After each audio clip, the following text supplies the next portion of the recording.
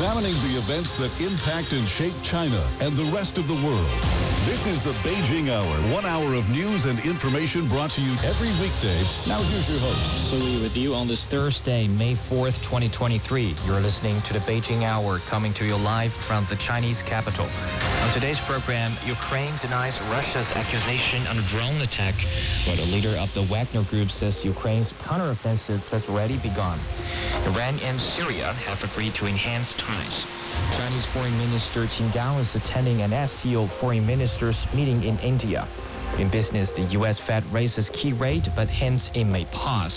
In sports, Erling Haaland sets a season scoring record at English Premier League. In culture and entertainment, the inaugural Beijing Museum Activity Month is being held in the Chinese capital. Now today's top stories. Ukraine has denied its involvement in a drone attack on the Kremlin. Russia has said Ukraine was behind the attack, which Moscow describes as an assassination attempt on President Vladimir Putin. Ukrainian President Vladimir Zelensky says his country does not attack Putin or Moscow. Putin was not at the Kremlin at the time of the incident. Dasha Chernyshova has more. Moscow accuses Kyiv of attempts to attack the Kremlin in the very heart of the Russian capital, Moscow, with 2 drones. As a result of timely actions taken by the Russian military and special services, the devices were disabled. There were no victims or material damage. Russia regards these actions as a planned terrorist act and an assassination attempt on the Russian President Vladimir Putin. The president was at his residence outside the Russian capital in Novoogareva. His work schedule has not changed, and Moscow still plans to hold a military parade on the Victory Day in Moscow's Red Square. It says it reserves the right to take retaliatory measures where and when it sees fit. State Duma Speaker Vyacheslav Volodin says that the terrorist attacks against the Russian president is an attack on Russia. He added that lawmakers would demand the use of weapons capable of stopping and destroying the Kyiv terrorist regime, as he described it. He also said that no talks can take place with President of Ukraine Vladimir Zelensky. Russian authorities are now also talking about the need to tighten measures to counter drone threats. In a statement, Moscow Mayor Sergei Sobyanin said drone flights would be prohibited unless a special permit had been obtained from governmental authorities. That was Dasha Chernyshova reporting. The leader of Russia's Wagner Group mercenary force says he believes Ukrainian troops have launched their counteroffensive. Yevgeny Prigozhin says the active phase of the counterattacks will begin in the coming days. Kyiv has long promised to fight back and take back territory. Prigozhin says his forces are observing heightened activity along the front. Ukrainian President Vladimir Zelensky has made an announced visit to Helsinki for a one-day Nordic summit. Zelensky met with the leaders of the 5 Nordic countries, Sweden, Norway, Denmark, Iceland, and Finland on Wednesday. The summit focused on Russia's military operation in Ukraine. The Nordic countries continue support for Ukraine and Ukraine's peace initiative. The leaders also spoke about developments in Ukraine's relationship with the European Union and NATO. Conflicting reports are coming out of Sudan as fighting continues in central Khartoum. This comes as the Sudanese armed forces said it's agreed to a one-week ceasefire proposal with paramilitary group RSF. Meanwhile, the United Nations is pressing Sudan's rebel forces to guarantee safe passage of humanitarian aid. Nabal Muhaydin has more. The ceasefire seems to be not happening because of the RSF just denied that their agreement on the ceasefire. They said they don't have any idea about it, which is really conflicting because the South Sudanese Foreign Ministry said the 2 sides confirmed the ceasefire for 7 days starting from May the 4th, which is on Thursday. But RSF just denied it, and they said they don't have any comment about this, and they will not approve or agree on any ceasefire. There is still fierce clashes in the capital Khartoum. Heavy weapons are here. Danny smokes are seen in the skyline. The UN said 6 of World Food Program trucks were looted on their way to West Darfur, Al Junaina region, which is witnessing fierce clashes that morphed into tribal clashes. So the 6 trucks were looted despite the assurances by the 2 sides, by the RSF and the military, to secure safe and secured routes for the humanitarian aid. That was Daba Mohedin reporting. The conflict in Sudan is threatening the supplies of gum arabic, a key ingredient in consumer goods such as fizzy drinks, candy, and cosmetics. About 70% of the world's supply comes from acacia trees in the Sahel region running through the northeast African country. Fatima Ramli is the national coordinator for gum arabic in Sudan. We have markets in East Asia, Japan, China, and Gulf states. All countries import gum arabic besides the United States and Europe.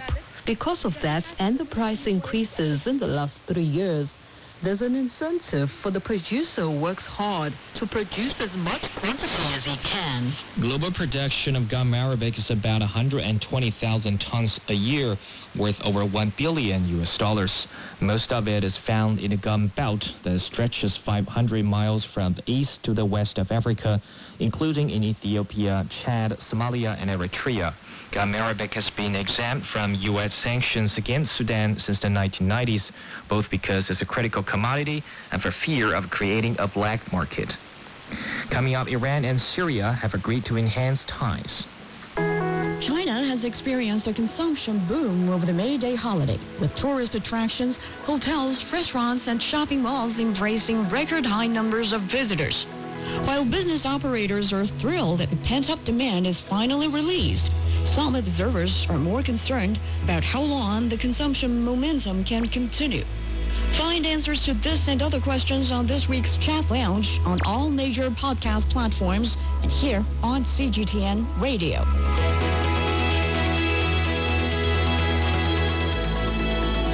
It's 7 minutes past the hour. Iran and Syria have signed a series of long-term cooperation agreements to enhance economic ties. This came after Iranian President Ibrahim Raisi paid Syria a 2-day visit.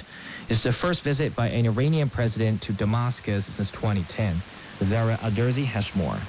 Syrian President Bashar al-Assad received Iranian President Ibrahim Raisi, who is visiting Damascus for 2 days.